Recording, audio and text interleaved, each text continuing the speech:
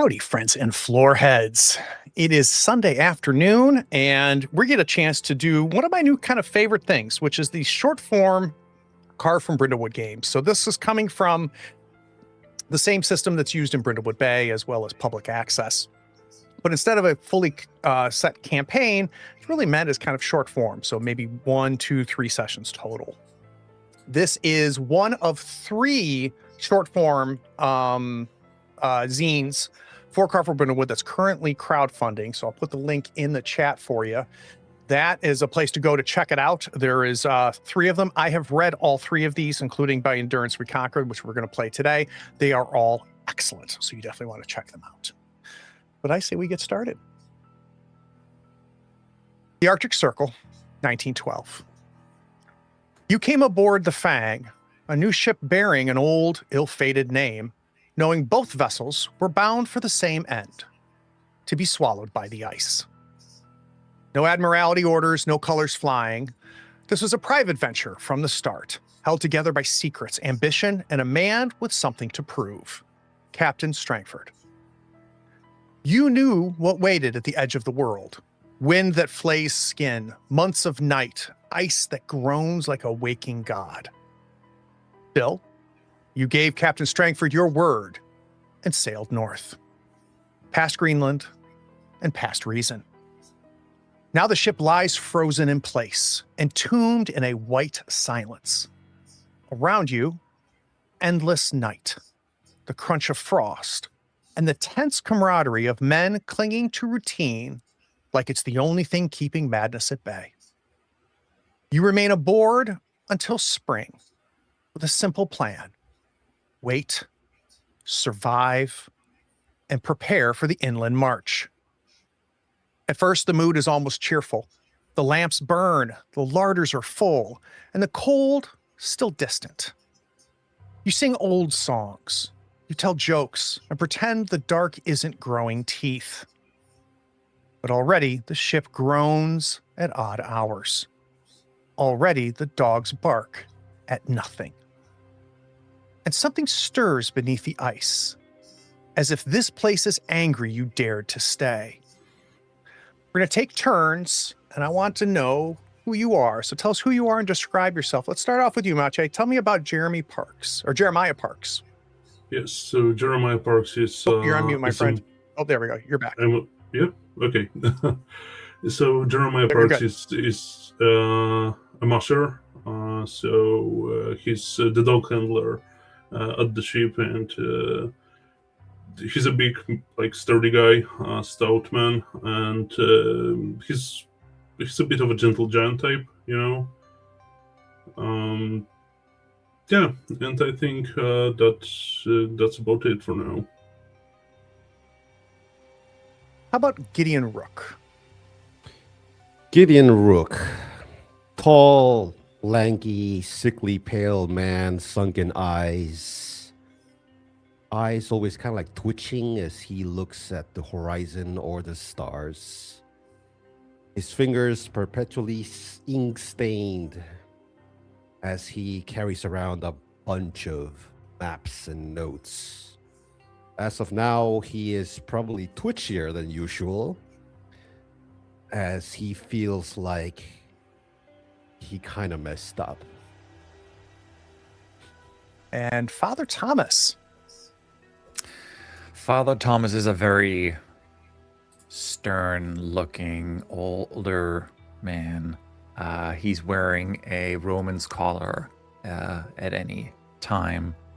He tries to do his best to project calm, but he's also always looking at everyone with these disapproving eyes. Lanterns sway and flicker as the cold presses in. And though it's midday, darkness lingers. Everyone finds a way to stay busy, mending gear, tending dogs, pacing just to stay a little warmer.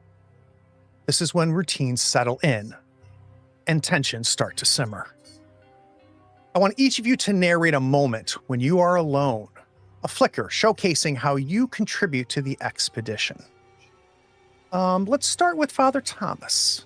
Can you give me a little vignette to see how you contribute to the expedition? I think we see Father Thomas sitting in. It's not quite a room. There's a desk. It's not his desk, and I think he reads through like his little Bible that he has, and he just goes through very, very carefully. And I think we hear somebody like knock on the door, and it is, I think, one of the other people on board. I mean, it would have to be the chief engineer, Isaac Bell, and he asks if I can take his confession, which there's a little smile that comes up, just the mouth, not the eyes. It's like, of course. Sit. And I point to a little chair and I close the door to this little room. And I think that's his little. That's good. That's good. How about a short little scene with Gideon that gives us a sense of how our navigator contributes? I'm sitting in my cabin. Because of my rank, it's my personal cabin. There's a bunch of shelvings and a desk wide enough for maps. I'm sitting there under very dim lamplight. I have my logbook with me, compass, pen, and I'm backtracing the route. Somewhere along the line, something went wrong.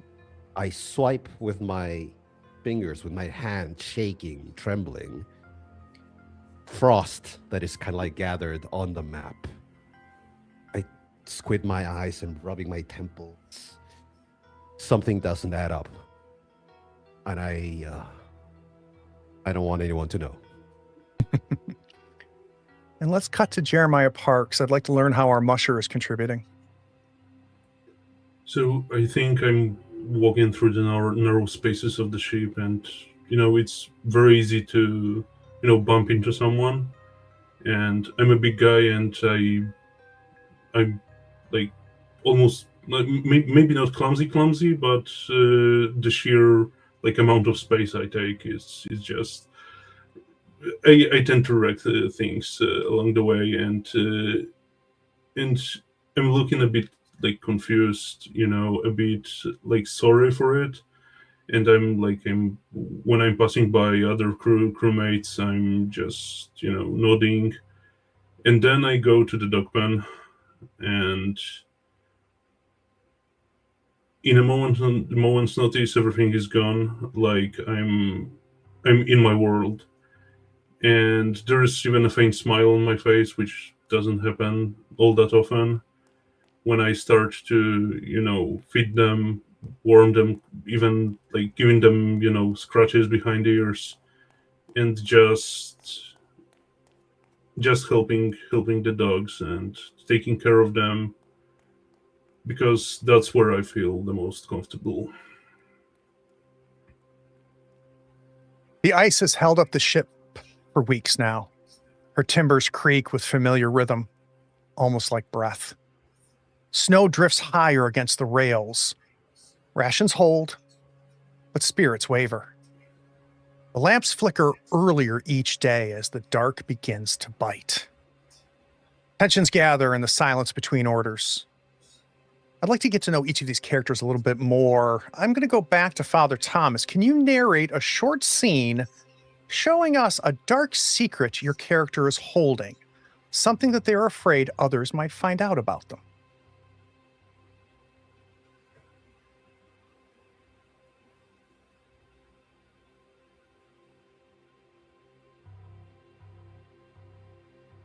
You're on mute.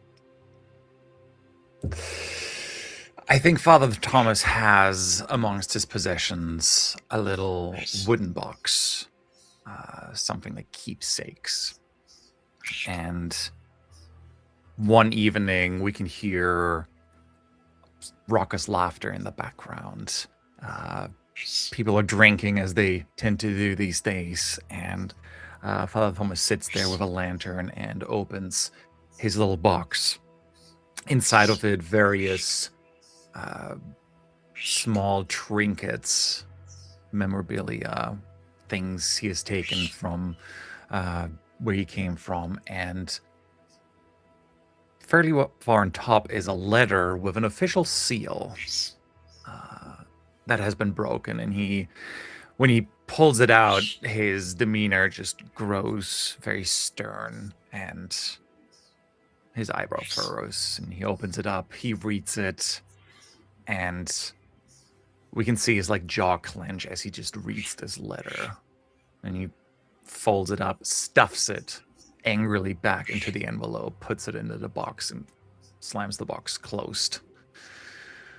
And just puts his hands in his head in his hands. And then begins to pray. I would like to learn a little bit of the darker side of Jeremiah Parks, please. Okay, so as I'm feeding the dogs, I'm navigating between the supplies and the barrels and the crates, and there is a small wooden box stuffed in the place where no one would look for it, and it's just something that I could find because I'm the one being here the most. And I take it, I open it for a second, after a second, and there's hesitation in me when I'm doing that. And I think there's a newspaper clipping, like an article about a house fire, Mm. and a small photograph of my family. Tell me about a little dark secret and the little scene to understand Gideon Rook a little bit. Yeah, I think I'm gonna build up on the previous idea. So back in this room under the lamplight, I am double checking the charts, the path we took to the here and now. There are lines, curves, tracing the path that we took, recalculations as I go back through our journey, whatever led to this place. There's scribbles, there's scratched out paths, there is lines overlaying and crossing over other lines. It is a mess. It should not be a mess. It should be very straightforward, very clear. But as I go back, I'm kind of like rewriting this path almost retroactively in a way. There's a knock at the door. I scramble for it. I go to the door. I stop myself, go back to the table with the maps, and I unroll a map over the one I'm working on. Mm-hmm. It is cleaner. It is fake. I go to the door. I open it. Someone comes in. Yeah. Well, what do you want? What do you need? They mentioned someone wants to see me, and I said, "Yeah, I'll be right there. I'll be right there." Close the door, prepare, and leave. The map over the true map is showing a position marked with a cross, presumably where we are at now, but it's definitely not. This morning, First Mate Redwell missed the change of watch. He emerged late, pale, boots unlaced, one gloved hand shaking as he fastened his coat. Some say exhaustion. Others say something worse. Dr. Denlevier, the doctor, muttered, "He's unraveling." Captain Strangford listened and nodded. Then he fetched a snow shovel and pressed it into Redwell's hands. No words, no anger, just weight and silence. He pointed to the forward deck, already cleared the day before, and turned away. Redwell said nothing. He pulled on his gloves, stepped into the cold, and worked. 2 hours passed. He scraped snow into neat piles while the others watched from inside, eyes flickering between Frost and the man meant to lead if Strangford fell. Jeremiah, when did you first realize you would follow Strangford into hell? And how does his treatment of Redwell shift your opinion of him? So I first realized that I would follow Strangford when he offered me this job when I was probably at the lowest point of my life. I was drinking heavily.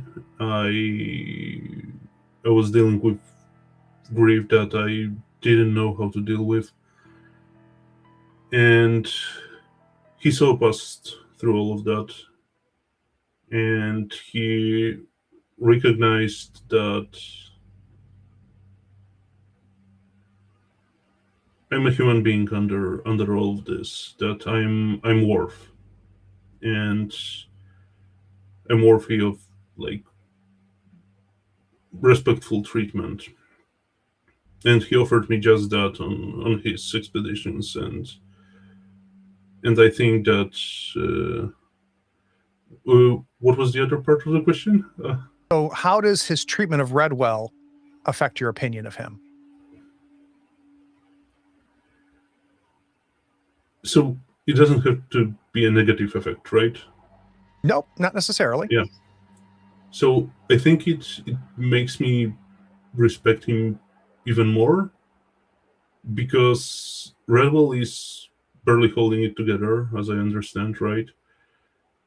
And I was there, and I know that Strangford has this effect on people, and I know that he can help Redwell as well. Gideon, when did you realize you would follow Strangford into hell, and how does his treatment of Redwell affect your opinion? I think I was already in hell, and by hell I mean jail. I was lying sideways in the corner, hunched over, malnourished, probably also dying. The cell, when they opened it, I could see Captain Strangford silhouetted against the bright torchlights or lamplights as they came down to the this hall. He promised a lot of things, but the one thing I actually, and the only thing I wanted, was redemption. The way he framed it, the way he said that we, or the crew, it was a second chance for most, if not all of them, made me believe him that this was a ship full of kindred spirits, and that we would all together, as a team, as a unit, achieve not just redemption, but something more, greatness. So I believed him. But over time, as I watched him, his treatment of the first mate and others perhaps, it was clear that it was just a sales pitch, just a thing he said to get desperate people on board. And that kind of rubbed me the wrong way. Yeah. Father Thomas, what made you decide to follow Strangford into hell, and how does his treatment of Redwell affect your opinion? Father Thomas knew from the beginning that if things went the way that they would, that he would end up in hell with the captain.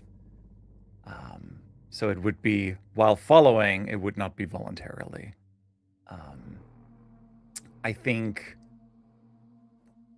I'm not here willingly, but I believe my opinion changed on him, seeing his demeanor. I've met men like him, reckless, idealistic, just believing they're bigger than God, essentially. They will all fall.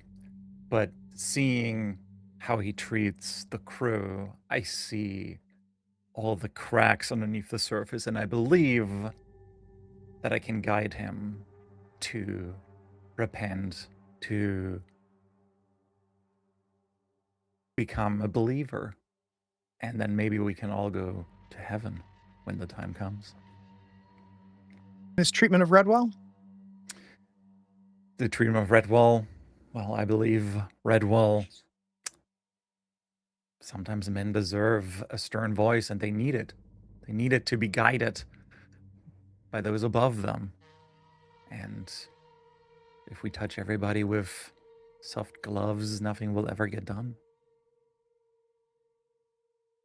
Now, at this point, inspired by everything we know so far, I'd like each of you to name one personal item your character brought with them to the Arctic, and I want you to add that to your sea bag. And then I want you to pick another player to name one other thing your character brought, and you'll add that to your sea bag. And let's start with Father Thomas, because you're going to have a full sea bag, because by default, you have one already. Can we talk about that as far as your custom move? Yes, my custom move. It's a symbol of belief that is in my sea bag, and when I draw upon it for strength, it helps me out. It is a little, just really small size handheld little Bible with mother of pearl inlay at the front. It is well read, but I carry it with me everywhere where I go. So a mother of pearl inlaid Bible. Beautiful. What else did you bring with you? What else did I bring with me?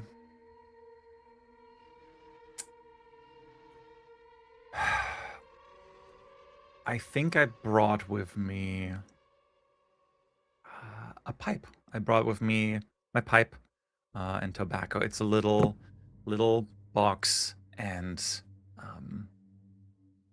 I treat it with like the utmost respect, as if it's a holy symbol of its own. Would you like Gideon or Jeremiah to give you one more thing? I would like Jeremiah to give me one more thing. Jeremiah, what else has Father Thomas in his sea bag? I'm tempted to go like the religious way all the way, but I think that unbeknownst to the whole crew, you have a small revolver there. Oh, Maybe the little derringer to shoot Yep. the revolver. Yeah. Very nice. Very, very nice. Let's stay with you, Jeremiah. Well, name one thing that you brought with you that you keep in your sea bag. I think it's going to be a bottle of whiskey, unopened. Unopened. Very nice. Unopened yeah. bottle of whiskey.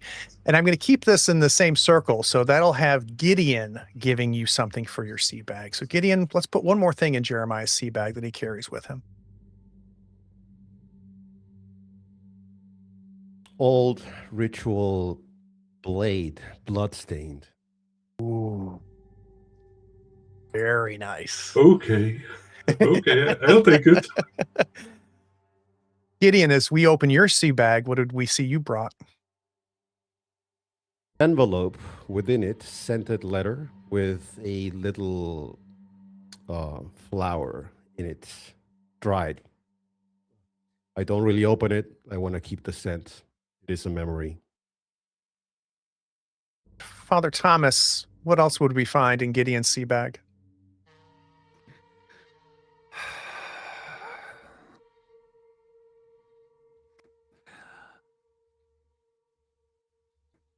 A small bag of baby teeth. What? What? All right. Excellent. A small bag of A baby toddler, teeth. children's teeth.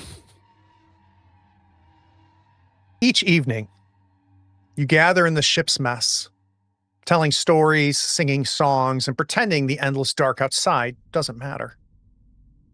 But tonight, something's shifted. Air feels brittle. The laughter doesn't come easy. Someone mentions a strange noise in the hold. Another speaks of a dream that didn't feel like dreaming. Ship groans painfully as the ice pushes against it. I would like each of you to pick a sailor's superstition about the Arctic from the provided list. So as you look at the list of superstitions, who would like to pick the first one and relate it, what that superstition is that you've learned on your time on the ship?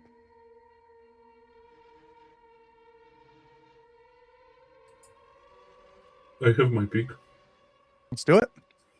What have you learned, Jeremiah? What is a I- superstition? I really like the Frozen Aurora. The endless night is dispelled in this harrowing valley where the northern lights hang in the night sky, unmoving and glowing in colors not from this world. Gideon, father? Who has another superstition they've heard? Yeah, I like the singing ice field, groaning ice, almost like whispering voices. Some claim to hear a siren song pulling unfortunate souls into the endless white expanse. In my mind, this place is alive and it speaks. Father? So we all each pick one. It's not as a group one. Right. In which case, I'm going to have to go for the endless stairs. Some long dead and ancient civilization is buried deep under the ice. But occasionally you can find stairwells recently hewn into the ice from the bottom up. The superstitious stories are told.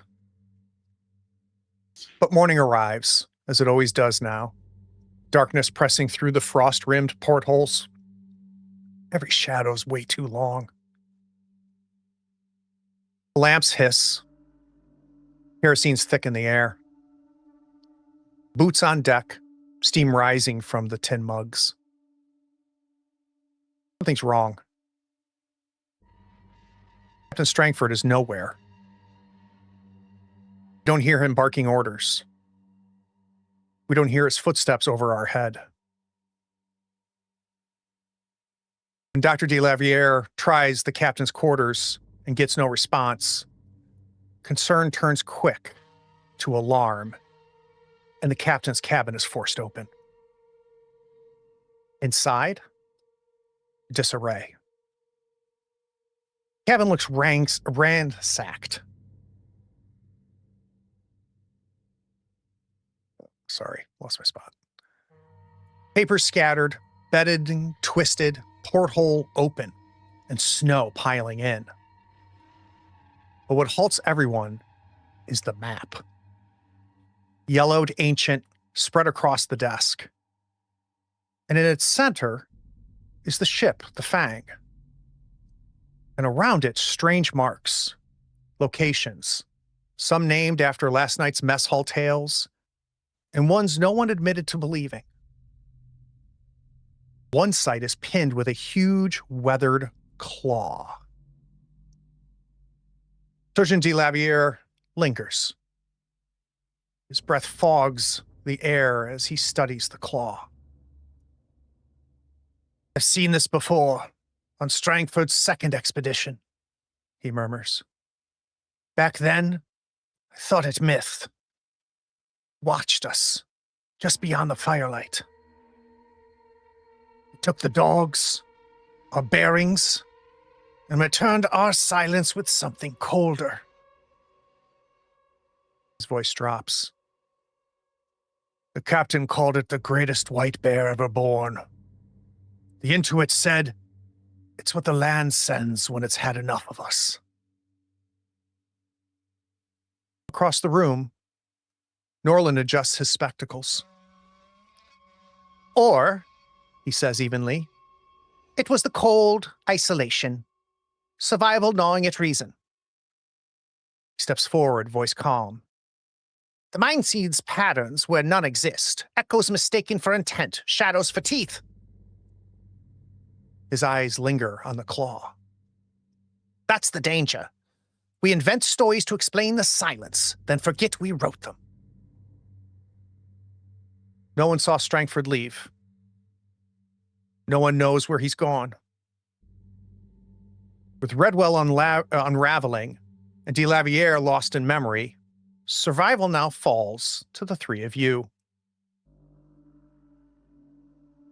Gideon, which ability is your greatest strength? Reason. Let's add a +1 to your reason. Roger.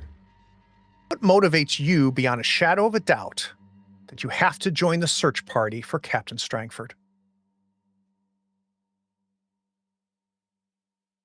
I literally need to find my bearings. I want to take either a look or actually take the map that the captain was working with. I need to verify landmarks and make this work, but I need to be out there to do that. Father Thomas, which ability is your greatest strength? Presence. Add a +1 to your presence. What motivates you beyond a shadow of a doubt that you have to join the search party for Captain Strangford? As much as I like to believe that I can guide these sheep, I know that they need a leader, somebody with the credentials and the know-how to keep them calm. We need to find the captain. Jeremiah, what is your greatest strength? I think it's sensitivity. Let's add that +1 to sensitivity, taking your sensitivity from -1 to 0. And what motivates you beyond a shadow of a doubt to join this party? Captain Stanford was there for me, and I will be there for him until the very end of him or me.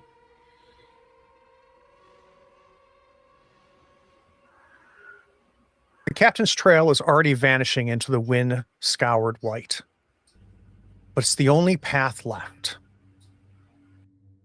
Gear packed, weapons checked. All of you step off the Fang into the land that does not return what it takes. There's only one question that the three of you need to answer. What happened to Captain Strangford? Complexity 8. And if you solve this mystery by finding the captain and rescuing him, or identifying his assailant, then you can capture or destroy them. I'm imagining 3 sleds have been spread out onto the ice. Jeremiah, I'm imagining you getting the dogs tied. You'll be the lead sled, with Wolfgang, of course, at the very front. But it's a full crew. Each of you on your own sled, with 3 or 4 people joining you. Gideon, you point to a point on the map of the captains, showing it to Jeremiah. Jeremiah gives a knowing nod, looks at your compass, and heads off. Let's take a 10-minute break and find out where they go.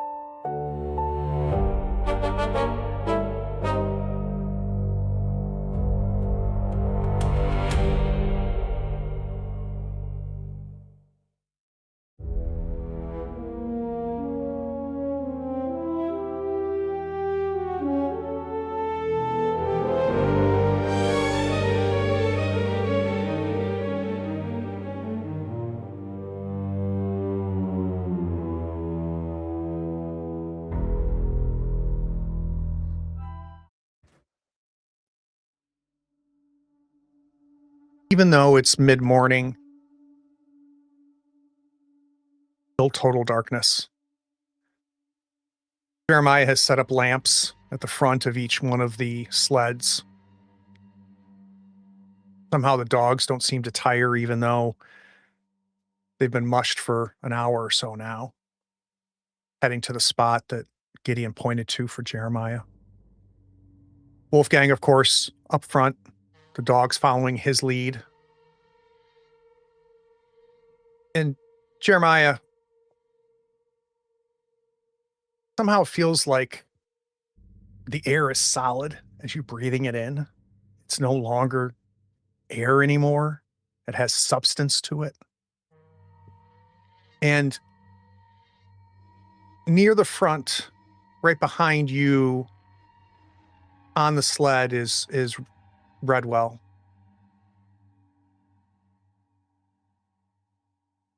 Marks, do you know where we're going?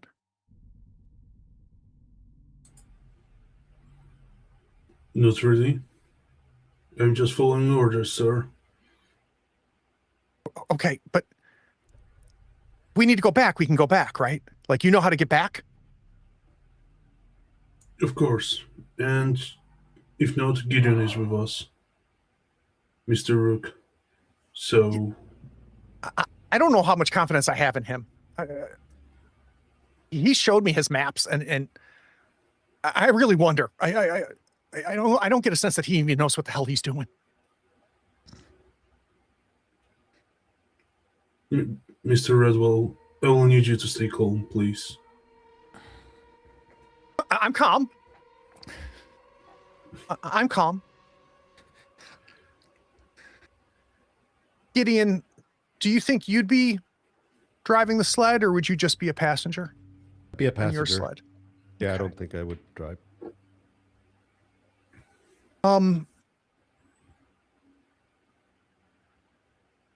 It's really odd, like how your eyelids and your eyelashes have almost become crusted, like they're weighted. And when you blink, you have to use pressure to reopen your eyes to break the ice as the two lower and upper eyelashes seem to just fuse together in the cold. Across from you on the sled is Reginald Dumpley. He's the cook. Always a smile, clean shaven, a round man is the best word for him. And he's packed a good bit on your sled to help feed all of you. How you feeling about this there, Gideon? He yells from his side of the sled to yours. I exhale. It hurts. It feels like I die just a little bit as heat comes out of my body. I'm very anxious. I hear the voice when he calls out, but I can't quite pinpoint a face or a name at that moment because I'm so, I want to say, scared as I'm looking at the horizon. What? What? What did you say? How you feeling? No, shut up for a sec. Wait. Tell him to stop. Tell him to stop now. Just signal them. Just stop now.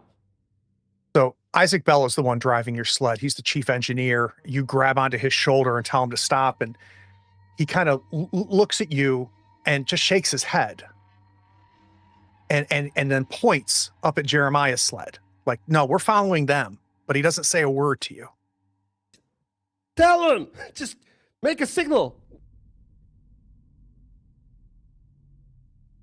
Kind of gives a half shrug and pulls on the crew, and the dogs come to a slow. Jeremiah, these two sleds have been on, one on your right and one on your left, all within your peripheral vision to keep track of everybody. If they get too far away, the white blindness means that you'll lose them. So everybody knows, the dogs know to stay close. And you see Isaac Bell's sled coming to a stop. So I signal with my hands the other one to stop, the one with Father Thomas in, and I'm just coming to halt as well.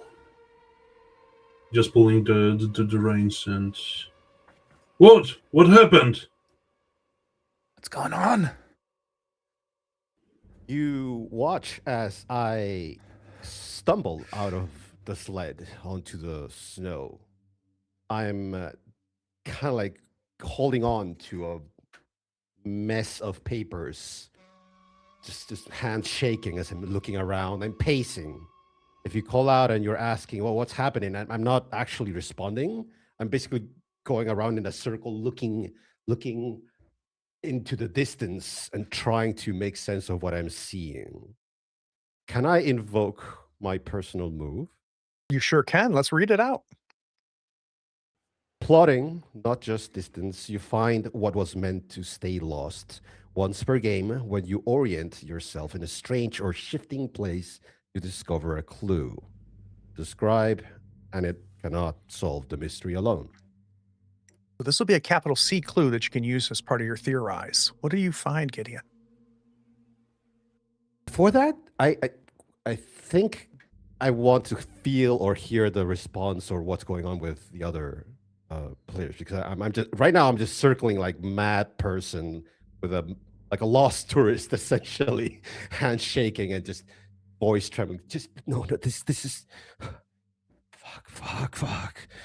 I walk over to Gideon and like put a hand on his shoulder, just grab him with my gloves. Son, what is going on? You're worrying everybody. Yeah. Just a second. Just a second. I need to make sure we this is not the place to lose your head. Right, Father. I'm sorry. I'm just look, just. And then at that moment, I kind of like literally freeze up, and I'm looking towards some kind of like hilly or glacier, like poking out of the ice, and I'm squinting at it.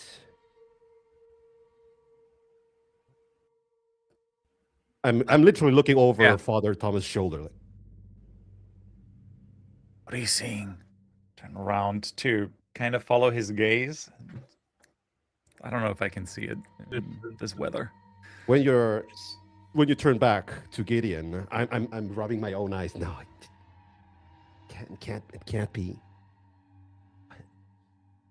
Did you see it, Father? Mr. Rook? Did you see it? Right over there on the hill. Turn my head slowly towards Dr. Delanvier. Mm-hmm. And just like nod him over. Just come close. Yeah, he comes off the sled and walks towards the three of you. Gideon, I understand this is a very stressful situation. We're going to have to trust Jeremiah to bring us to the map markings. That's what I'm saying. It's the cross. There's a cross right there on top of the glacier. Can you see it, Father? Cross. I look again, just like now, like eyes open. It's like a cross. Can I see it? I don't know, not. Gideon. No, I don't think so. Okay. I'm no longer seeing it. I saw a shape. and I thought it was the thing that is in the map across as well. Yeah, and Father, as you look back again at this horizon, and horizon is a tough term right now because the white of the snow and the white of the sky just blurs. You don't get that orientation of a level line that marks where the earth ends and the sky begins. But you don't see across where Gideon is pointing, but you do see what looks like buildings, like shacks or some sort of settlement of some sort, something that's not just natural. Maybe a good, I don't know, 300 meters away. Jeremiah, you see the same. And Gideon, as you kind of refocus to try to find that cross, you realize there is something there. It's not a cross on a glacier, though. Yeah. And it lines up to the first marking you see on your map. Before we head there, though, Gideon, do you have a clue, or is that the clue? I want to say that I did see something. It vaguely resembled a cross, and it caught my eye because on the map, I mean, you would not, when you know X marks the spot, it's literally a cross. But this one has like a longer vertical, so it's clearly something else that is not just X marks the spot. There was intent in this cross, and I thought lined up is, so the captain perhaps left some kind of hint or idea as he chases something. So would you want the clue to be a vision of a cross? Yes. All right, so let's add that, much. capital C, that's your first clue, a vision of a cross. We load back up now that Gideon realizes there was something there. And Jeremiah, you start the convoy headed towards these buildings.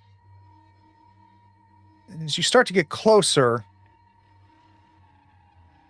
it's apparent that there was 3 wooden sheds, each of them maybe 10 meters square, that were built here, but covered in snow. Almost to the point where if you had mushed past this too quickly, they would have been just snowdrifts, not something that's created. And oddly, there are bizarre tools spread around the snow. Which doesn't make a whole lot of sense, because if this has been here as long as the burying of these buildings seems to be, these tools should have been long buried as well. I want someone to help me paint the scene. What details make you think this camp is from Strangford's second expedition?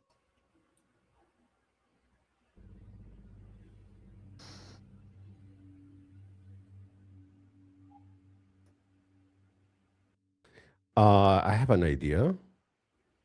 I think the second expedition was financed by a specific company. There's company logo here, something like, East India Company type symbol or banner, and it's flying in wind on one of these structures.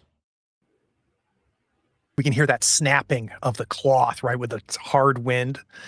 And it kind of breaks this constant literal white noise of the wind, the cold that almost seems to have its own sound up against your face. Does anybody else see something that tips us off that maybe this was a supply depot from a previous expedition? And the answer can be no. I just want to throw it out there.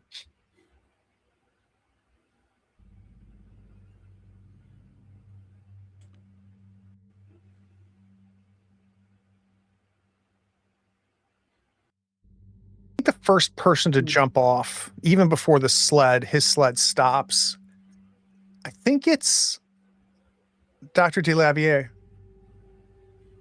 And he starts walking towards these buildings. But he's not explaining himself. But he seems to be walking with purpose. Doctor, where are you going? This feels familiar to me. I think I've been here. Mr. Redwell, go with him. Well, someone should stay with the dogs. Stay within eyesight, please.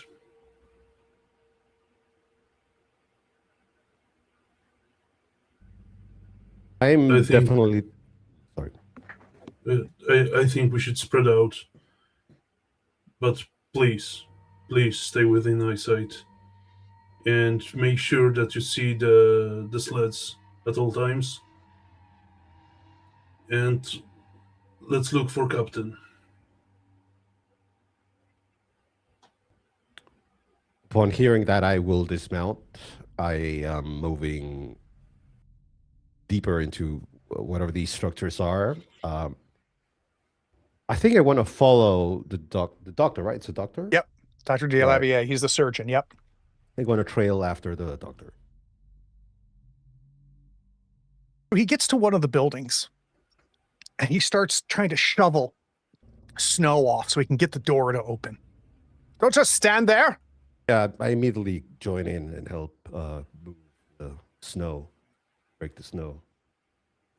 Yeah, of course. Take a little bit. What is Father Thomas doing?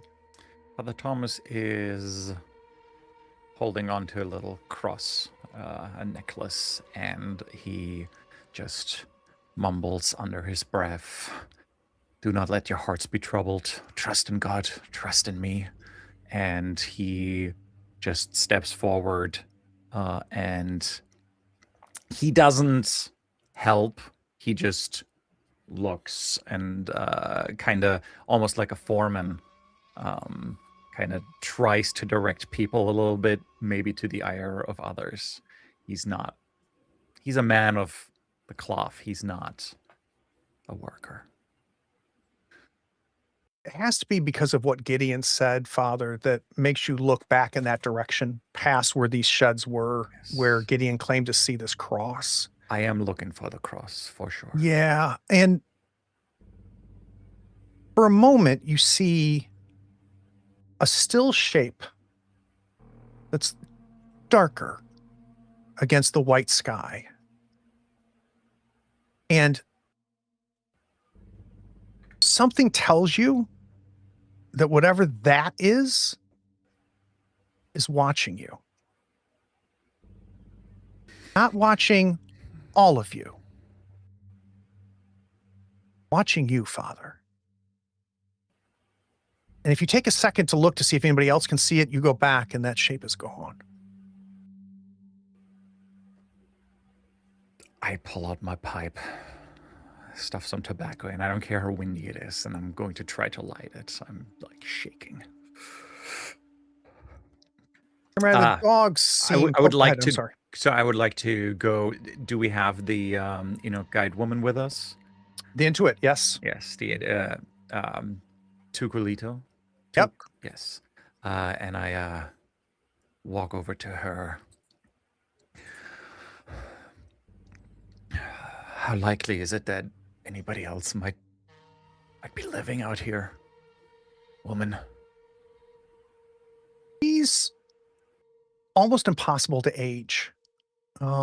She's got large round cheeks that cause her eyes to squint at all times, and elaborately braided long black hair.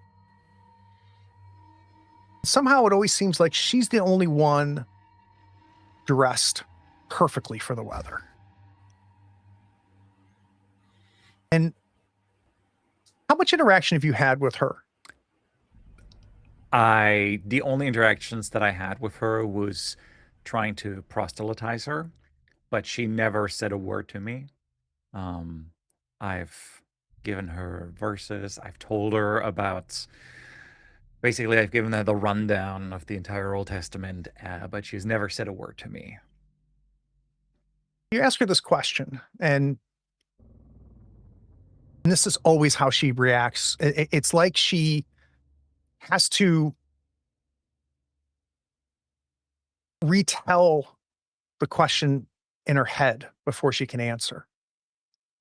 And then it seems like she needs to formulate what that answer will be. So there's always this hanging silence. Mhm. And she finally says, people who could survive out here would not build these. Okay, so nobody would live here. Nobody would be here, is what you're saying. Not here. Not in those things. Things are just getting to all of us, it would seem. How are you? How are you doing? What do you think has happened to the captain? Not for me to say. Mm. She just wanders away. Doesn't say goodbye, doesn't in any way end the conversation. She just lets that sit. And I think she walks up to kind of tend to the dogs a little bit. Definitely see my jaw clench and just turn around and watch the others again dig out the doors. Jeremiah, it doesn't look like the dogs want to get any closer to this area. So you almost have these 3 sleds just on the periphery of whatever this depot site is. What are you doing? I think I will let Wolfgang go free for now at least, to do his thing and to maybe accompany me if that's what he prefers. But I will just slowly through the snow and ice, crunching all along the way. I will just go to the settlement, and I will take a look around. I will see that Mr. Rook and Dr. Clavier is they're trying to open the door. I will see Father Thomas, and I will just give him a slight nod. Maybe as he's lighting the pipe, I will just give him a bit of a cover with my hands to help him. And I think I will start looking at those tools that you said are there, that are out of place here, because it seems like the others are handling it like they have their hands full of work. Let's do our first find clues move. And I think, Jeremiah, let's do this with reason, which is a 0 for you. So let's roll 2d6 and let's see what we can find. Can I use Wolfgang for this? I think so. Sure. How is Wolfgang going to help? He's a dog, so he's pretty good tracker, and I think he has this like almost human-like intuition. Maybe he will just pick something up and bring it to me. So that's going to be 3 dice, right? If that Yeah, works. so let's do your. Can you relate your move? Because you're using your custom move as the musher. Can you read that out for us? That is correct. Your work as a dog handler begins where the ship's reach ends, guiding dogs and men alike across the frozen waste. Wolfgang walks where you walk, and when you command him into action, take advantage on any role his help could touch. I'm imagining you giving him some sort of signal. He has stayed very close to you, and he is the oldest of all these dogs, and is always looking and making eye contact with you. He's got frostbitten ears. Most of his ears have fallen and broken off. And you give the signal, and he heads out. He knows what to do. So let's go ahead and roll 3d6. We're going to take the 2 highest. Very nice. That's Oh, geez. so that's going to be an 11. We'll take the 6 and the 5. That's going to be an 11. So you On a hit, you find a clue. He starts barking. He's behind the second shed, not the one where Gideon is. And it's like with intent, arr, arr, arr, calling you. You know what that sounds like.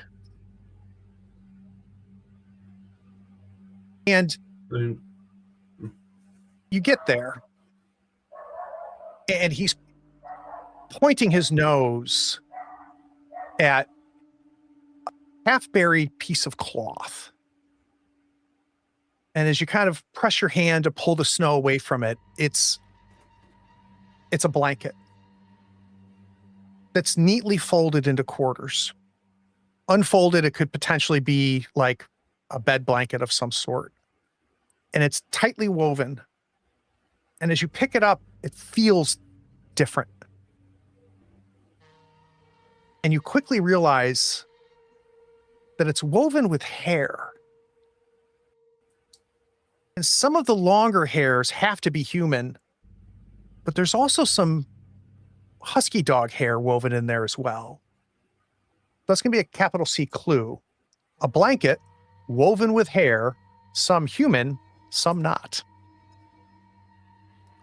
I will shout over to Father Thomas, just, Father Thomas, would you mind coming here for a second?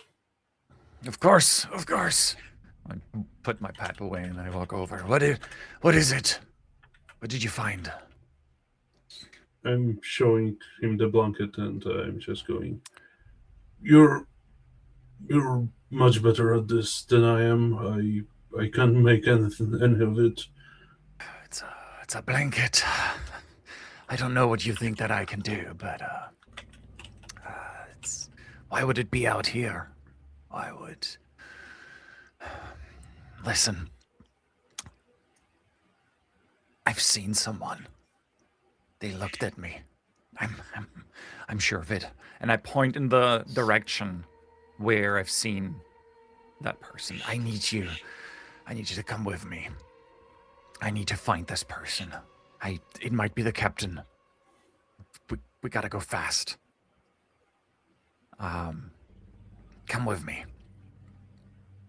And I would like to investigate that shape. I want to go there. I know it might be risky to like go out of sight of everyone, but I want to go to where the person or that thing or whatever it was, the shape was like looking at me, and I'm trying to drag Mr. Parks with me.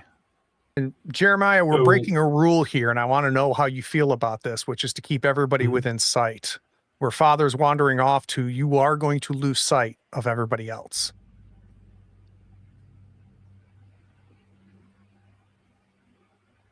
I think I'm fine with it. I'm a bit anxious about it, but if anybody breaks the rule, let it be me. Gideon, as you Do and as I the say, not as I told. That's Gideon, as you and the doctor start clearing this away, you realize that the door to this makeshift shed has been boarded closed From the outside or the inside? from the outside. Okay. And Delavier, the doctor, kind of looks to you for some sort of answer or explanation. He just has a blank look on his face when he realizes. I'm panting and wheezing. This thing pulling ice or snow away from the door was exhausting enough. I'm just going, what the hell? And I reach out to touch it, kind of like making sure this is not just some hallucination. This is actually, is it fully boarded up? Does it look like? There are two crossbar pieces of wood that's preventing the door from being pulled open by you. And this isn't like, it wasn't built this way, right? These were Right. put on to keep this closed. But they're loose. I don't know, doctor. What did you mean? You've been here before? For God's sake, man, just open it. No. Wait. There's a reason why they're boarded up, right? I mean, you're a doctor. Isn't this quarantine? Rook, I've not been here before. He could be inside. Someone could have taken him, brought him here, and enclosed him. Fuck. Okay, I will attempt to pry these open with my bare head. Actually, if there's anything like metal-like or Yeah, what is a weird tool that's right there that you've unburied? Something that doesn't seem to belong to an expedition, but will help you open this door. some kind of cooking utensil. How about a big iron spoon? Yeah. That's a good, like Like a big, half a meter long, right? Yeah. Yeah, you I'll- grab that thing and even through your gloved hands, you realize how cold this iron spoon is, and you kind of jack it down in behind one of the boards. This will be a day move, I think. All right. I'm going to want you in a second to roll a day move with vitality Makes sense. to try to pop this thing open. What do you think could go wrong here? There is sick air inside. If once it pops open, there's like this gust of, like it depressurizes and it literally goes poof, out with dust and whatever the hell is contained therein. And I'll take a big. When I gasp, I will go, and I will fully take in whatever is inside. Let's go ahead and roll with vitality. That's going to be at a +1 because your vitality is 1. So 2d6 +1 for me, please. Love it. Yeah. You jam that spoon down, and the first board pops off without any difficulty. The nails seem frozen and brittle that were holding that into the wall, into the outer door. And the second one, you jam your spoon into it and yank that iron spoon out, and it pops as well. And I don't think you realize this, but it seemed to be holding the whole damn shed together. And under the weight of the snow, it collapses in on itself. How does that make you feel? Horrified. If there was any hope in this specific shed, it's no longer viable. This place is old. I gasp, literally. Oh, fuck! Is everybody okay? Jeremiah! I'm just shouting. I don't even know if I see him at this point. Yeah, and I don't think Father Thomas and Jeremiah are within sight okay. or within listening distance. But Gideon, I'd like you to add a condition. Regretful. And I'm just throwing it out there. What about burdens? That is an option. Let's talk about burdens real quick. So that was a straight failure with a 6. You guys can take on a burden. There's 5 of them that you have access to throughout this entire adventure. And by taking a burden and narrating that burden, you could upgrade that from a failure to a success with some complications. But that would leave you with 4 left. Does that interest you, Gideon? No, I actually want to fail. Okay.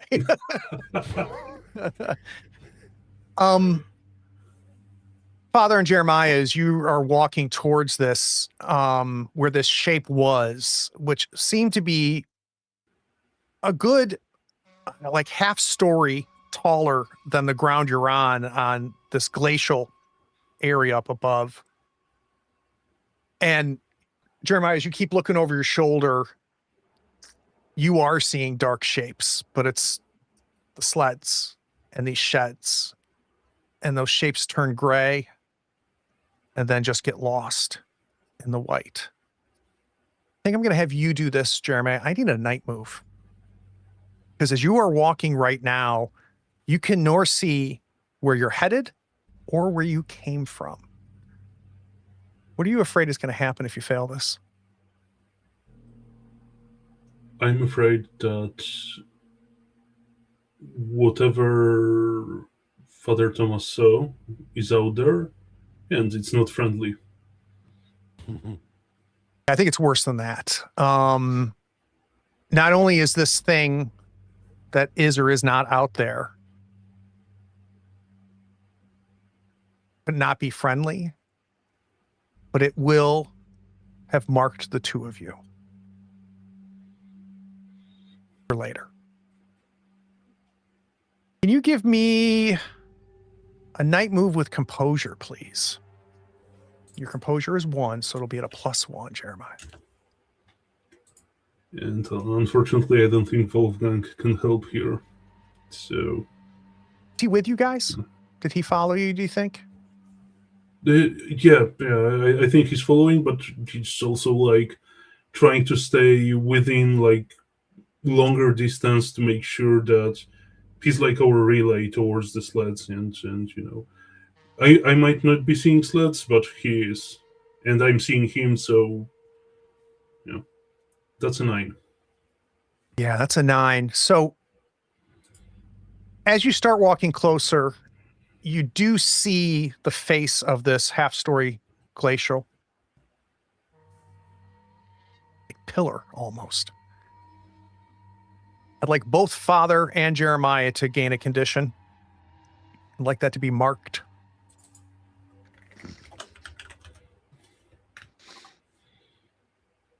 Father, as you get to this place, you don't see any shapes, but you do look around. So let's do a quick find clues. Yes, please. And I think I want this with reason. I have no bonus in reason, so it will be 2d6. But Now, one other thing is if you, in your sea bag, you have items. At any Yes. point, you can invoke an item, mark it, and it'll give you advantage on the roll if you can tell me how this item would help you in this particular case. Yours is pretty unique, though, Father, because I believe your it will Pearl not get Bible marked. does not get marked. It can be reused. I want to use my Bible. I'm just curious the half story shape. What does it roughly look like, or is that part of the find move? No, so this looks like a shaft of ice has been just pressed up to create almost like this half-story pillar that's just in the middle of the landscape. I mumble under my breath something about salt pillars and Sodom and Gomorrah, and pull out my little Mother of Pearl Bible, and I like frantically like flip to the pages about this and just like run my fingers through it real quick as I look up at it. And I would like to use my Mother of Pearl Bible in this find clue move. Beautiful. Let's go. Let's give yourself advantage. Roll 3d6 for me. Let's, And we're using reason, which you are flat on. So we'll take the Correct. 2 highest dice. let's do it. Very nice. That's a 9. So, Father, you look up at this pillar, looking down and reading about the wife of Sodom, or the wife, what was the name? Whose wife is Lot's wife, right? Isn't Yes. it? Yeah. The story of Lot's wife, as she turns to look at the burning of the city. You look back up again. Everything is backlit. Jeremiah, you see this too. And a northern lights has started to form in the distance, framing to the left, to the right, and the top of this pillar. You've seen northern lights a few times on this expedition. They're soft and slow and rounded. That's not what these are. These northern lights are shifting, but in sharp angular patterns. And in some moments, they look like letters. Other moments, they look like the claw shape that was on the map, but not enough that you can particularly piece it together. This will be a capital C clue. The northern lights shift into sharp patterns resembling letters or the claw. I'll go ahead and add it to your group for you. I'll do the copy and paste, make it easy. Oh, okay. That. Here I am to be tipping. And one thing to remember about this is maybe you do see words, right? Maybe they do form a pattern or letters. You'll decide that what you really saw if you use this as part of the theorize, right? So you could potentially use this clue as, hey, when I looked at these northern lights by the pillar, I saw this word or this pattern. So that's something that's really neat here. We're not going to define exactly what this vision is. Gideon, the moment Father Thomas sees that, though, he falls onto his knees, grabs the arm of Jeremiah, like pulls him down to his knees too, and just like starts like praying. Just makes a little cross and just like hangs his head and just starts violently praying. Jeremiah falls to his knees, but you get the feeling that it's his action, not yours, because he's a big guy and he's probably I could much stronger than you. It's so he does that. He gives you a little side eye, like what's happening, but then he, holds his hands to pray. Gideon, as you're kind of standing in the wreckage of this collapsed shed, the doctor's looking at you in absolute disbelief. I am hyperventilating at this point. I'm shouting into the wind. Father! Jeremiah? What? Oh no. I'll go to the pile of rubble and clumsily tripping over myself, try to, lift planks, wood, tarp, whatever is there, try to dig something out, anything, a sign of life, I guess. Yeah, I think what I'm going to do, we're going to do a find a clue here, but I'm going to do it at disadvantage, Gideon, as kind of a payment for your failure from before. So if you want to roll 3d6, let's do this with reason. We'll take the 2 lowest dice. Wow. That's going to be a 5. Yeah. I do think you get a sense of a smell, but nothing that you can recognize other than it smells different than the ice wind. Yeah, Go ahead. Because as I'm doing this and not really getting anything and getting this weird smell in my lungs, I think I collapse on my knees as well. I think if this was an edit, it would look almost, it would happen at the same time as they are falling to their knees. I'm falling to my knees in the middle of this ruined pile of rubble and just breaking out into crying. I'm crying. And you can hear the noises you're making, right? On top of the it just constantly whips by your earlobes. And then all of a sudden, pure silence. You don't hear the wind. You don't hear you sobbing, even though you can tell noise is coming from your vocal cords. Only thing you hear in this moment is your pulse.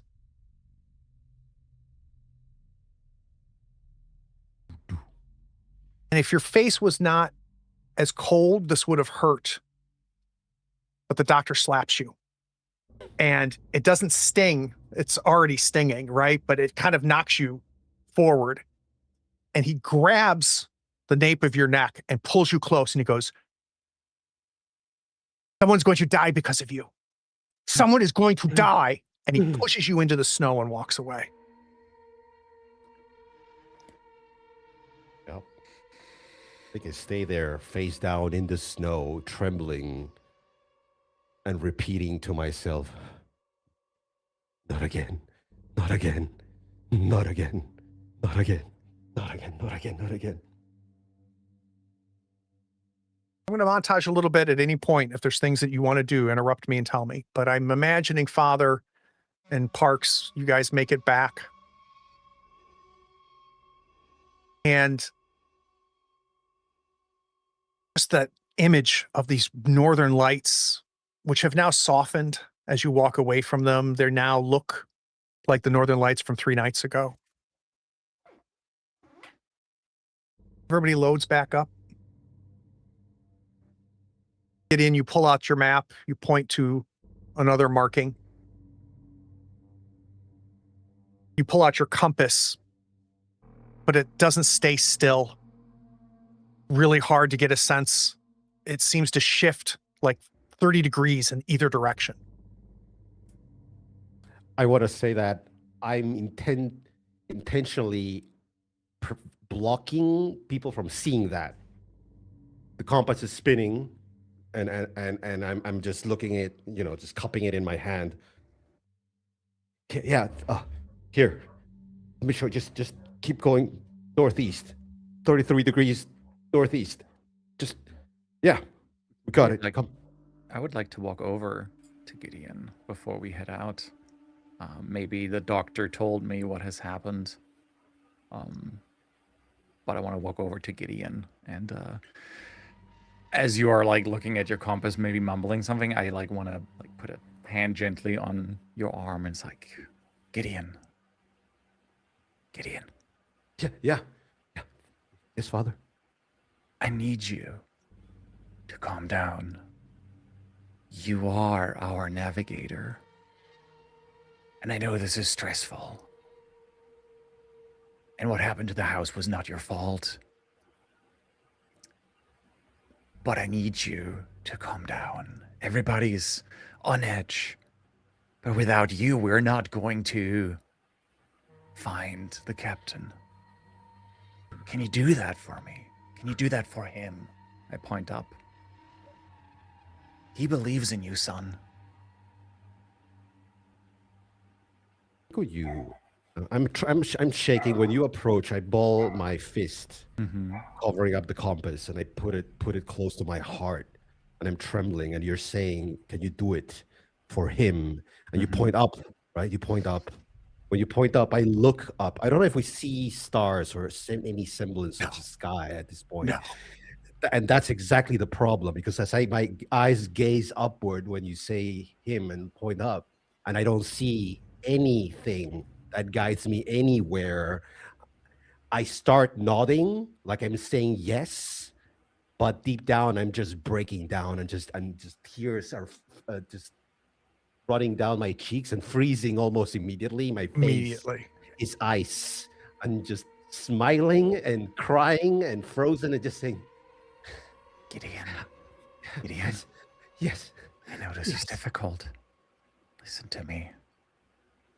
Trust in the Lord with all your heart, and lean not on him with your own understanding. He will guide you, son. He will guide us, and he will keep us safe. But you need to trust him, and you need to trust yourself. Okay? So each of you have the ability to do what's called gather. And at any point, once per game, any of the three of you can share a personal history or what motivated you to come on this journey with at least one other explorer, and you both could clear a condition. So I'm going to offer that. Gideon or Father, if you want to make this a gather, we can. And whoever wants to either share some personal history or what motivated you to the other, you both could clear a condition. Sorry, or we does could this save it. imply a flashback, or is this a thing Nope, that happens? not here? necessarily. It's part of this conversation, right? The two of you are gathering together and opening up to each other is the idea. Do you have something? Yeah. Okay, good. Yeah, because I do feel your words strike a chord. In my own darkest moments, back in the cell, I prayed, because that was the only thing left. So your words make sense to me, but I don't think my rational mind is processing anything. I want to say I nod to, as you say these words, like I force my eyes shut despite the icing around them. Little piece of ice shards like poking into my eyeballs as I press them shut. And I lean my head, I put my head against your shoulder if I can. I just go, Put my hand on your head. Yes. yeah, like I curl up like that, almost fetal position, but standing. And I'm leaning into you and just going, yes, Father. Yes. Of course, of course. I can see it. I know the way. I know the way. Trust me. Trust me. Good. For me, this will be Gideon's gather. And Gideon, I think this eliminates regretful. So let's go ahead and wipe that condition off. Father, is that feeling of being stalked and marked seems to go away as you're exercising your faith here and bringing comfort to Gideon. So let's remove marked as well. Okay. Okay. Jeremiah, Gideon points to the next spot, gives you a vague direction. And we start off again. Can I keep my marked condition since I didn't really talk about my past? I think? Well, so so Gideon did, Yes. and you benefit from that. You'll still, Okay. Father, be able to do Okay. a gather on your own. Okay. Yes. Yes. Yes. Yeah. Okay. Good. Turns out I'm a believer.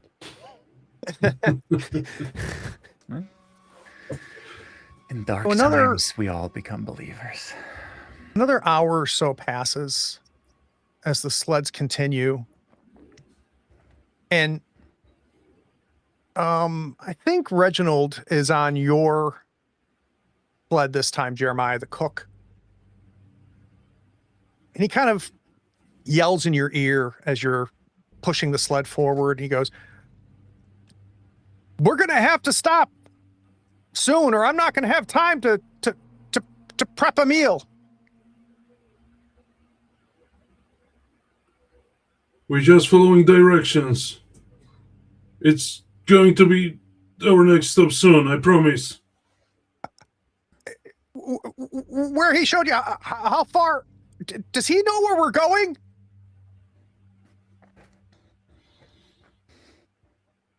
And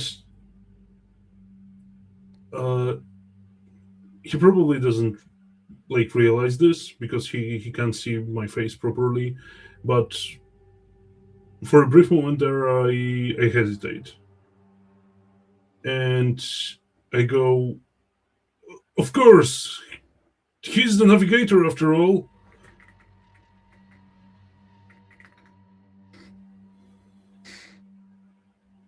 Father, is you're riding on the sled, really hard to get your bearings. There's no landmarks anywhere except the other two sleds. There's no sun moving through the sky. There's no stars rotating. I feel like you don't have a sense of how much time is passing anymore. Have you been on the sled leaving the depot for an hour? Half a day? Not really clear. And Jeremiah, as you're riding, about 20 minutes ago, 30 minutes ago, the snow and the cold had snuck into your boots, and your toes started to give that aching feeling, like they're being pressed, like by pliers. And the one thing that's good about that feeling is you know that your toes are feeling things. That's good. So when you stop feeling that, I think it's concerning. Yeah, I almost like move them a little bit in my boots just to, get familiar with this like little sting of pain. So Gideon, you can see on the horizon. My God, I think you pointed them in the right direction because there is something up ahead. And you can see it, but you can hear it almost as clearly. And it sounds very similar to the flag that snapping sound, that cloth snapping into the fierce wind of the darkness.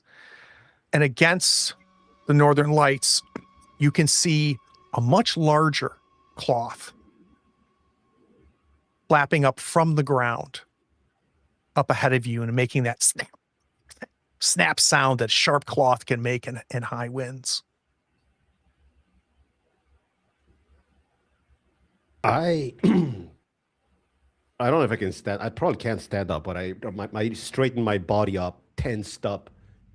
When I see that, it's almost like a religious experience, like seeing a sign. It's some minor degree of confidence rushes back into my blood. My heart kind of like starts pumping again.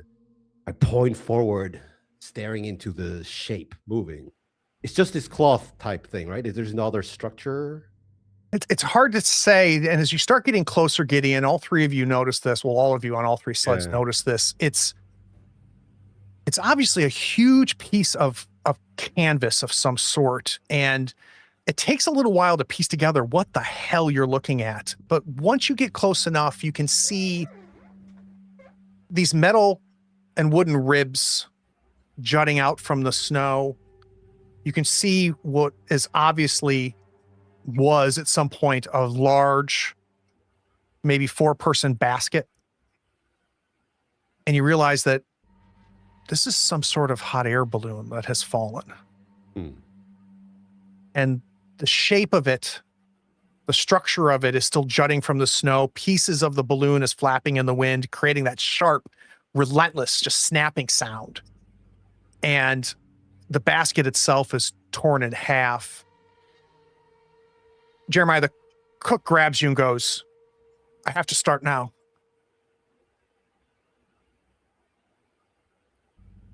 It's time to stop anyway. So I shout a couple of commands to the other sleds and let's just pull up next to the balloon. Looking at this fallen balloon, can any of the three of you help me paint the scene? What here makes you think the balloon's occupants met a dire fate long before the balloon fell?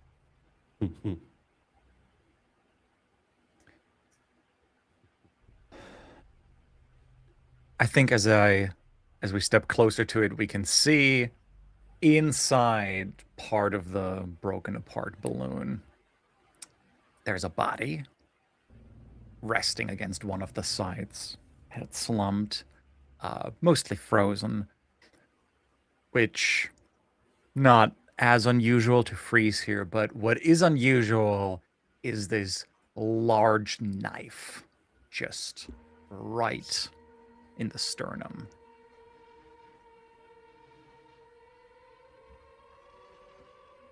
And if I may add to that, I think that parts of this body are missing, and those would be the tasty parts. How would you know what the tasty parts Oh, You know, the regular. are? Just, you know. Dumply the cook, as he does around mealtime, seems to take command. So he yells to Bell and to Norland, the ship scientist, to start pulling pieces of the basket, pulling some wood from the ribs to start building a fire. And everybody follows suits, because when Dumply says do something, we do that, because if we do it, we eat.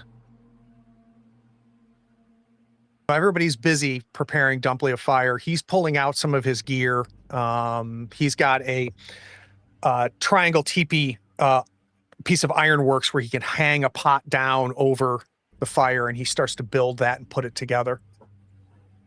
What are the three of you doing? Can't hear you. I walk over to the body in the basket, and I read the person their rights. I pull out my little mother of pearl Bible, and I go through the motions in a way. I don't do it loudly. It's not like a whole sermon or anything like that. I just read the body that writes. And you can see just as I do so, like my hands holding the Bible as I like go through a page, like they just shake violently, not from the cold. I want to find a clue here, I think, and I want it with sensitivity. Mm-hmm. And we can use your Bible here.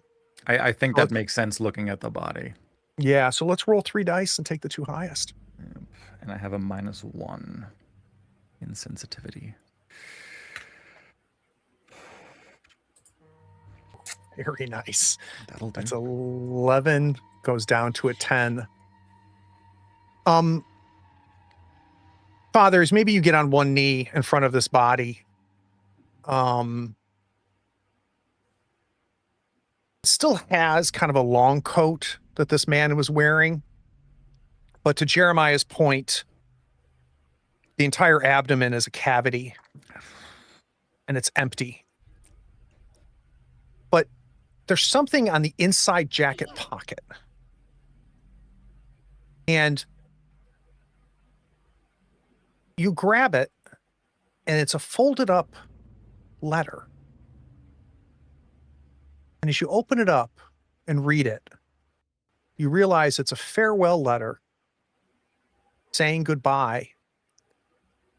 And it's signed by someone who is currently alive and in your crew. And it's dated tomorrow. That is a capital C clue. You can reveal to us during the theorize phase who that is, who signed this. But I will add this to your basket of clues. A farewell letter signed by someone currently alive, dated tomorrow. I will grab the letter and I will just put it in one of my pockets for now. And turning back just with wide eyes and just staring into the direction who is alive, not saying who that is, but just staring for a while.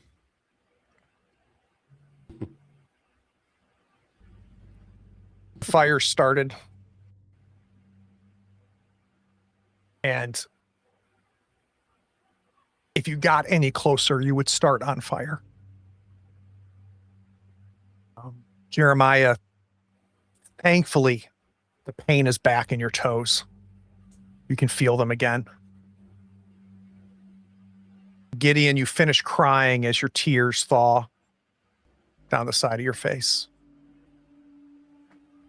You see the father going back from the basket where the body was to join the fire. I think I'd like to say grace. He's loaded a bunch of ingredients, a lot of root vegetables and things into the stew pot. He's taken snow and added it as well. And you can see that it's starting to boil. Oddly seeing gray smoke as opposed to everything just white. The gray smoke coming out from the lid of this pot just breaks things up a little bit. Makes you realize that this is different. And even before you can smell the food inside starting to cook, the stew starting to form, you feel that gurgle knot in your stomach. Like Pavlov, you know that you're going to get a chance to eat soon. Everybody's just gathered around the fire.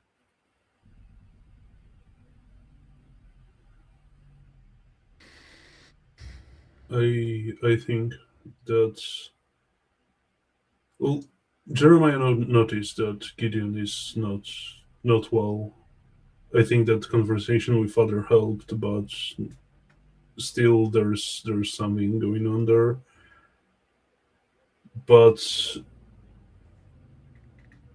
Jeremiah wants to talk with Gideon and wants to say things that he doesn't have any words to say them.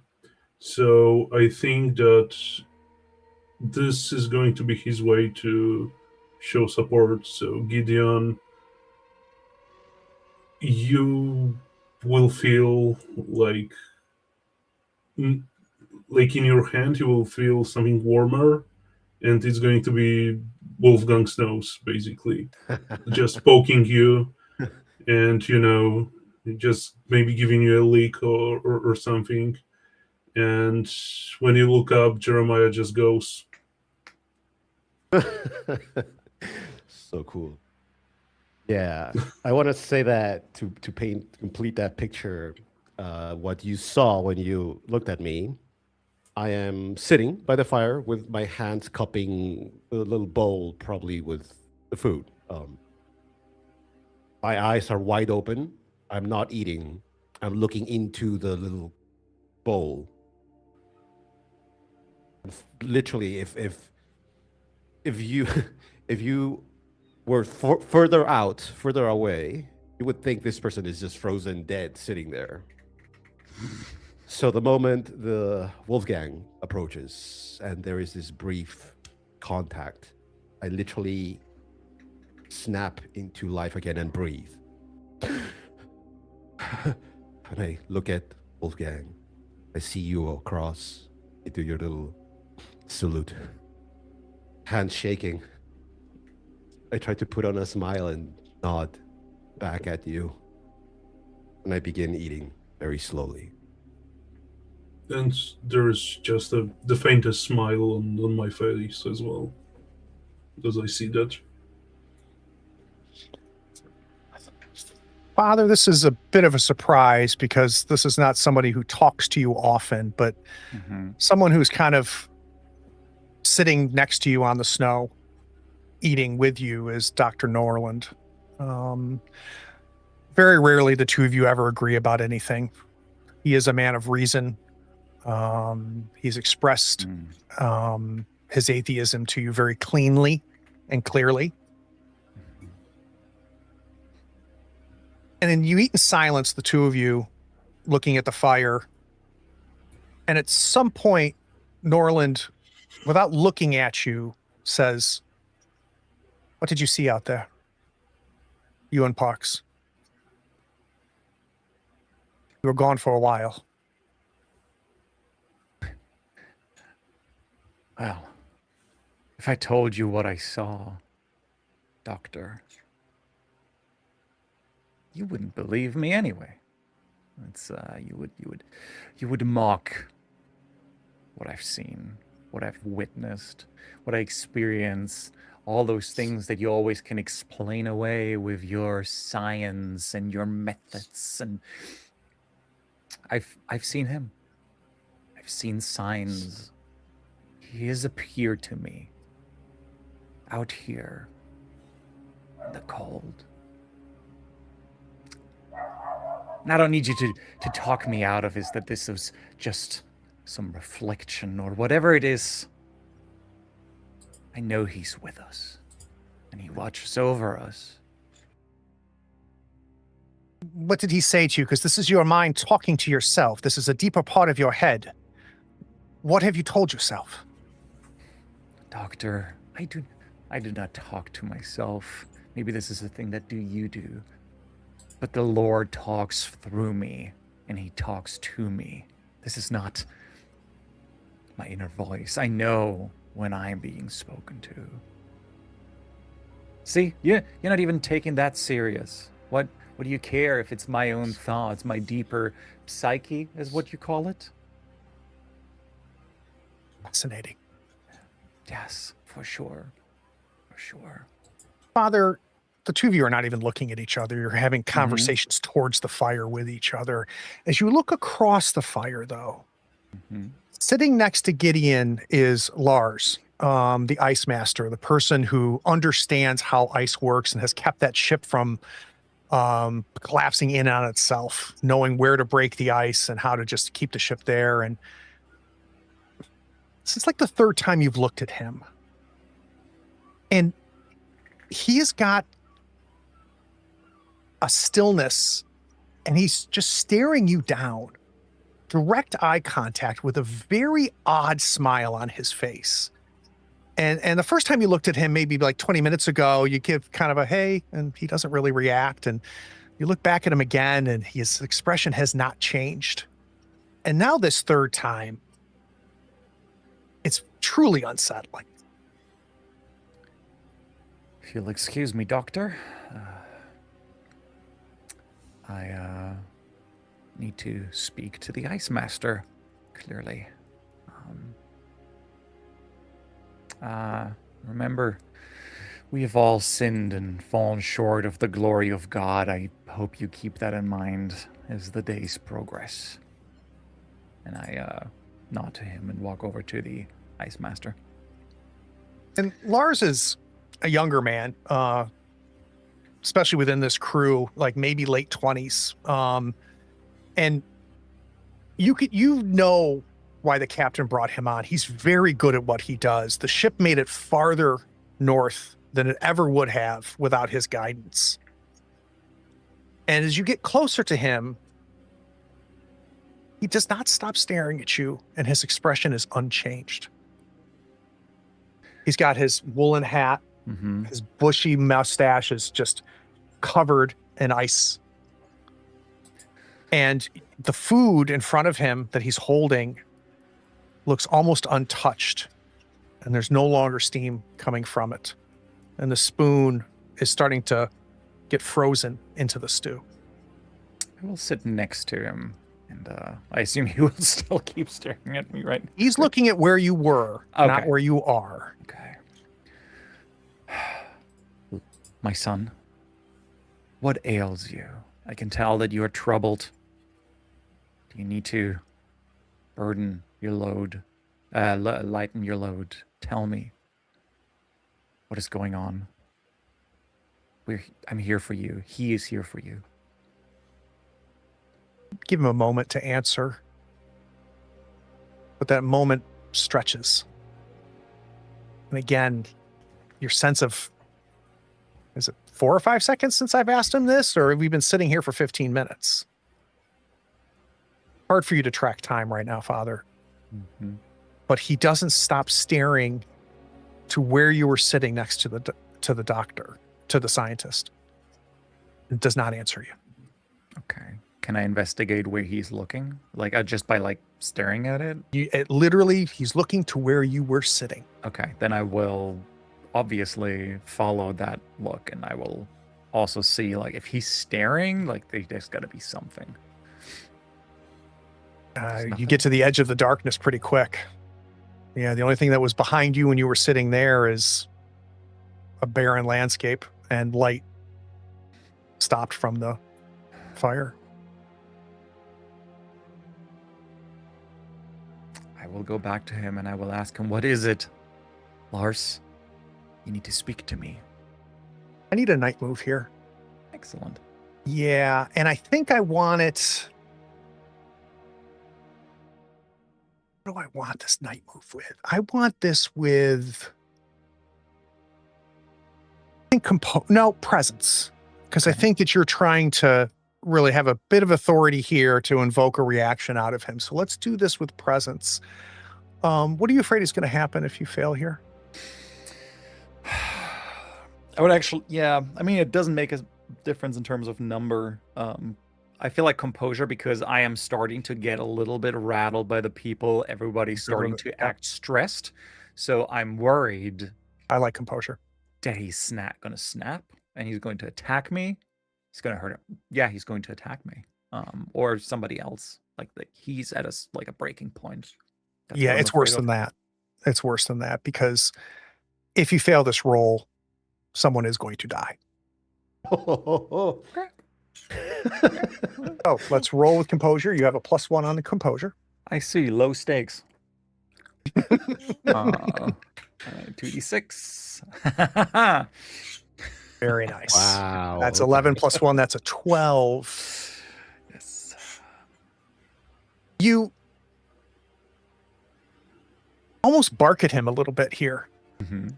to get a reaction from him. There's a level of authority in your voice that you've kind of ranked up to as this has escalated.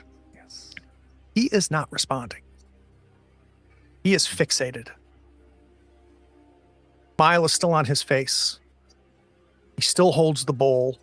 He's smiling. There's now this Oh. disturbing smile that he's had on his face this entire time. Okay, good.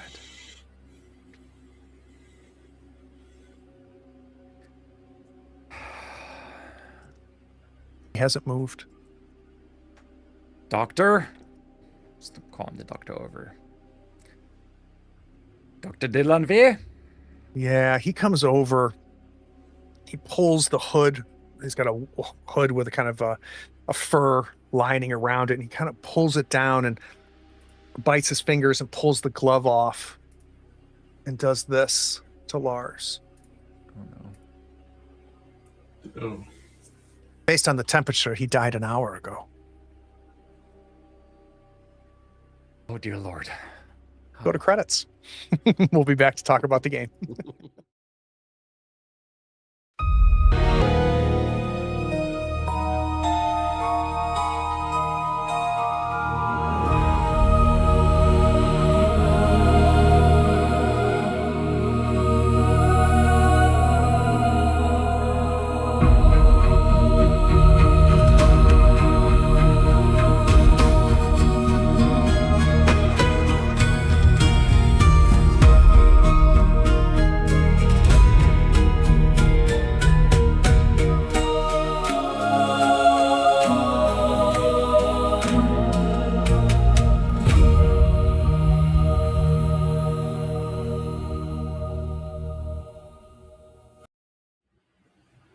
All right. So we've got 4 clues on complexity 8. So in theory, we're about halfway there. Our clues are that vision of the cross that Gideon saw. We've got a blanket made of hair, some human, some not.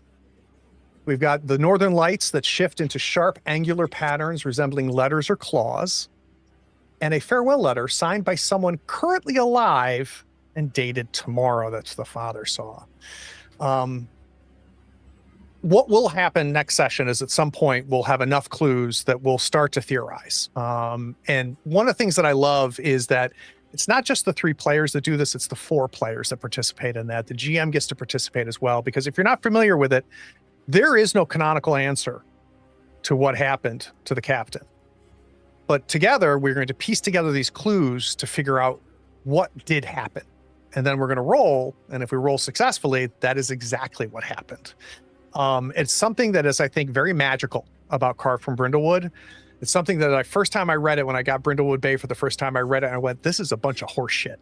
Like, this is the dumbest thing I've ever seen, right? Growing up, running mystery RPGs all the time, and then running Brindlewood Bay and seeing the theorizing happenings, hearing the table piece together what the solution is, it's magic, and it's my favorite mystery system now. Part of me wishes I could do that in every game, not just Carved from Brindlewood. So we'll be back for episode 2, which may be the last episode. If you want to follow us, you'll be able to do it. But we got to do something that actually I stole from the Gauntlet, which is Thoughts, Stars, and Wishes. So thoughts is, I'd like to get a sense from each of you mechanically, thematically, like how does the game feeling? What are your thoughts on the game? Stars are not necessarily an individual, but what was a moment in this session that really sticks out for you, where you felt the most in the Arctic, the most on this doomed trip, and the most of trying to uncover what the hell's going on here? And then wishes is something from the player, not the character. What is something you as the player would like to see more of that you got, or something that you haven't gotten that you'd love to see? So let's start with you, Mache. What is thoughts, stars, and wishes for you? So I will start with stars, because it's going to be connected to my thoughts about this. And I think that my star goes to the first initial couple of scenes that we did, and we discussed it over the break. If it's something that's in the book, in the system, or if it's something that you came up with, and you said that's in the system, and I think it's very cool, and it really helped out to flesh out the characters. And I know it's something that Carved from Brindlewood Bay does, right? That you create the characters together, but it's so cool to see it wrapped in those little scenes. Yeah. So that would be my star, because I immediately get the idea about Father Thomas about Gideon and about Jeremiah as well. So that is my star, and thoughts, I guess. Yeah, that covers both, I think. Yeah. How about wishes? What is something you want more of, or something you haven't gotten you'd like to see? I really want to see the Theorize move, and let's say that's my wish. And if that doesn't work for you, let's say that I want to see like our descent into madness. I feel like we're in the right direction on that one. Yeah, definitely. Yeah, I gotta tell you, actually, I love that the opening scripts for these, especially these short Carved from Brittlewood games, because when you think about it, for those of you watching, when you sit at the table, you'll be able to take this By Endurance We Conquer, hand 3 blank character sheets or 4 blank character sheets, however many players you have, and you just start reading, and you do character creation together.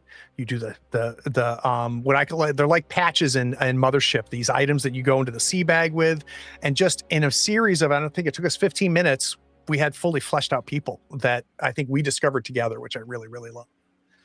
Arturo, you are well documented as being the biggest fan of Carved from Windlewood that's ever walked this planet. Oh my God! Trap question. A little bit of background. For failure. Carved from Windlewood is something that Arturo has not been a huge fan of in the past, but it was the theme of this game that made you say, "Hey, Craig, I want to play this." So I'm really interested to know your thoughts. Yes. I can't say I'm an absolute fan of the what did you call it? The mystery system.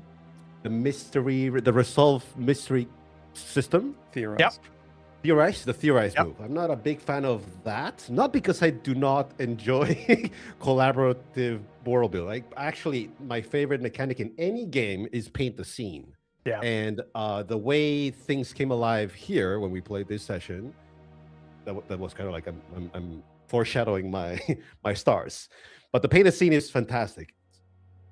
I feel like to have a good clue resolution system, the clues themselves have to be good.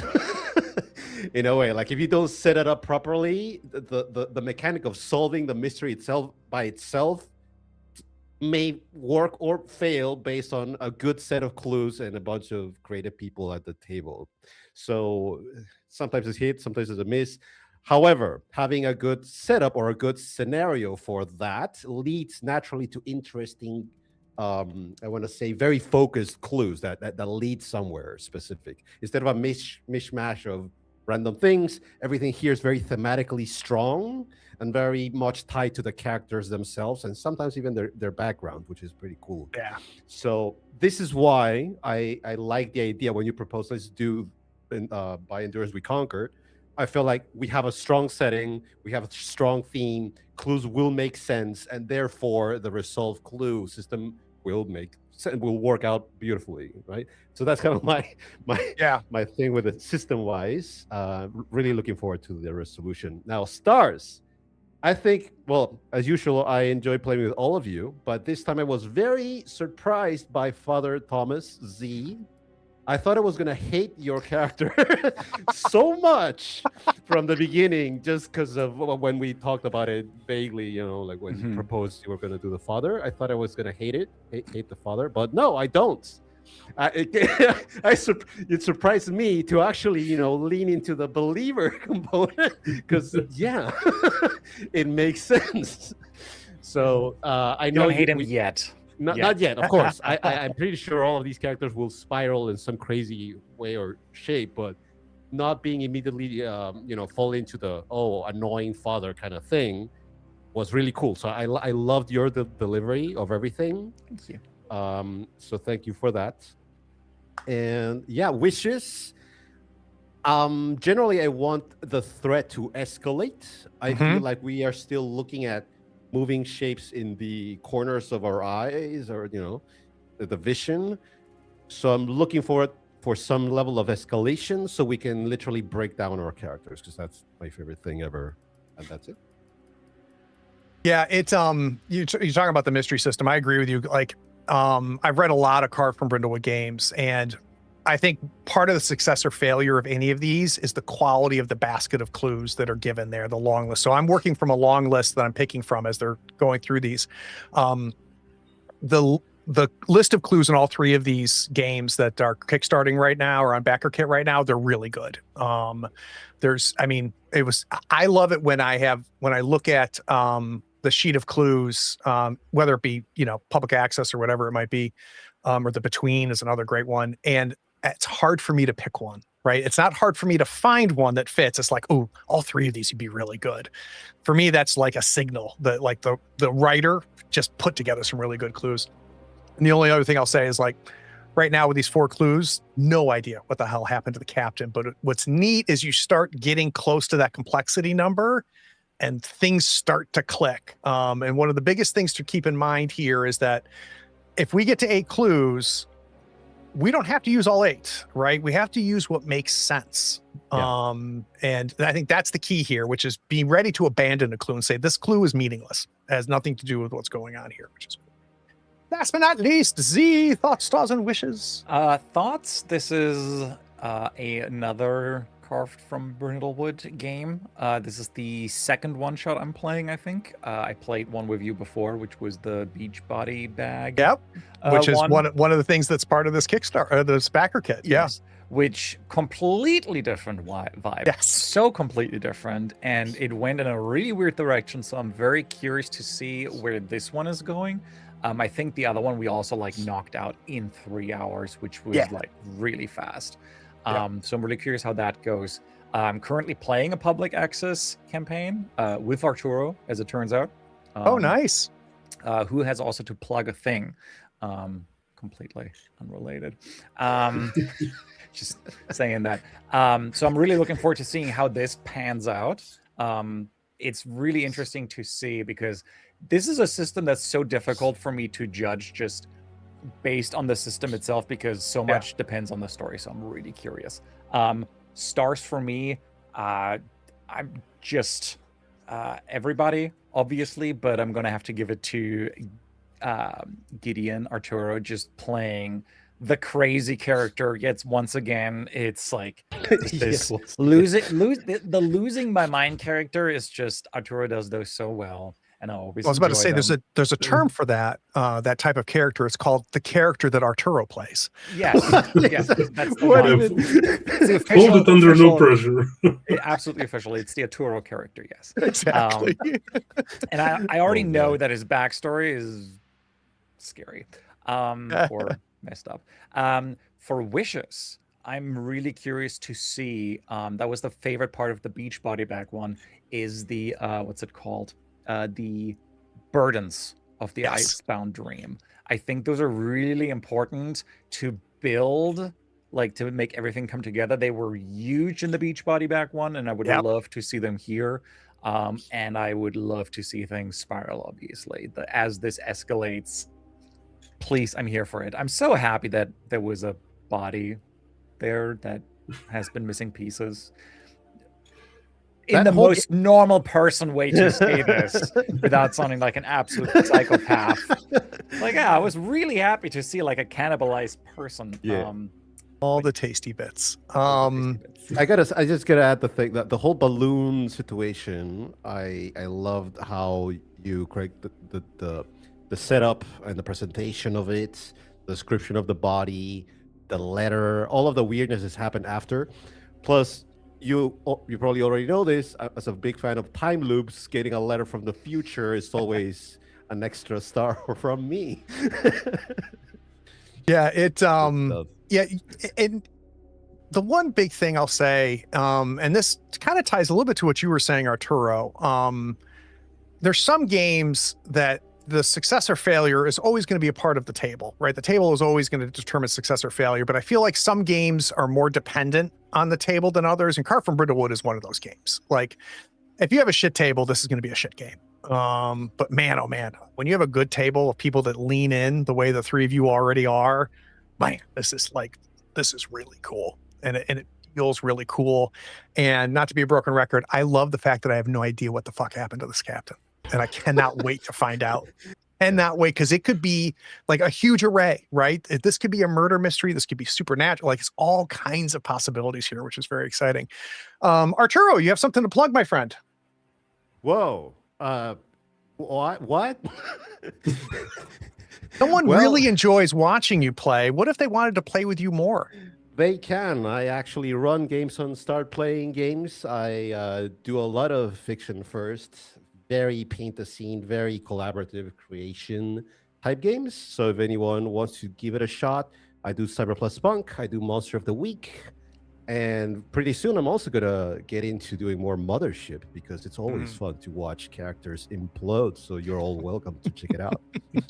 And how would they find you, Arturo, if they go to start playing? Yeah, my username is Monsters Must Die because they must. Easy to remember. And if not, just Arturo Guerra on it, and it should pop up. Or just check out the Third Floor Wars Discord because I will be posting links on that. Or find games. Very, very cool. So follow us on YouTube, follow us on Twitch to see the schedule, to see when we come back to hopefully finish out by Endurance. And go check out this backer kit. These are 3 really good games. We've got the Beach Party Body Blanket Batty Bag, which is a riff on like the Gidget movies, but it gets real dark, real fast, and freaky. Z and I had a ton of fun playing it, and I can't wait to run it again. We knocked it out in like 3.5 hours. We just did the whole damn thing. The Dead Pill one is a really interesting like manosphere commentary. Really interesting, also very dark, and can go in some really interesting directions. Then of course you see by Endurance that we're playing now. All right, talk to everybody soon.